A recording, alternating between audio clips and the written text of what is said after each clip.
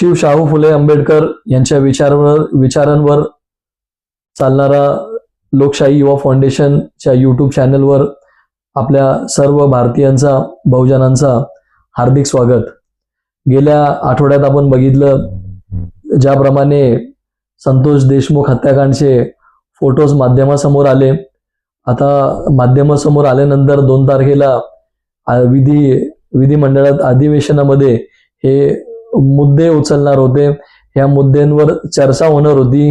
ज्या अमानुषपणे ज्या सरपंच संतोष देशमुख यांची निर्घृण हत्या करण्यात आली त्या विषयावर तिथं चर्चा सत्र चालणार होती. अशाच ठिकाणी भाजप सरकारने अबू आझमी जे सपाचे आमदार आहेत त्यांना एक प्यादा, एक मोहरा बनवलं आणि मधूनच त्यांनी औरंगजेब यांचा विषय काढायला सांगितलं असं वाटतंय.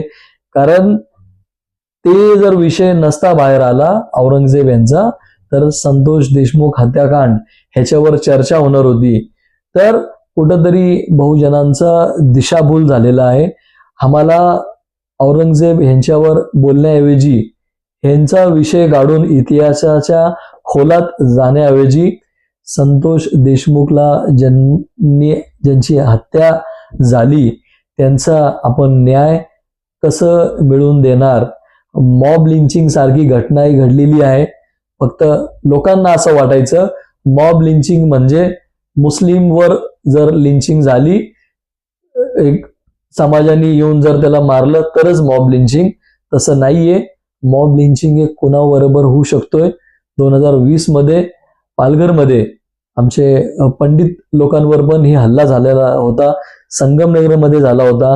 आणि महाराष्ट्रात सर्वात पहिली जर मॉब लिंचिंग झाली असेल इंजिनियर मोहसिन शेखची तर पुण्यातल्या हडपसर या ठिकाणी झाली होती.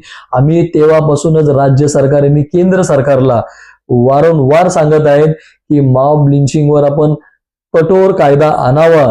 कारण की आपल्याला जिथं अल्प दरात अल्प समाज जर दिसला किंवा एकटा कोणी व्यक्ती दिसला तर जे बहुसंख्यक लोक असतील किंवा गुंड प्रवृत्तीचे लोक असतील ते त्याला मारायला जातात, त्याला मारायचा प्रयत्न करतात.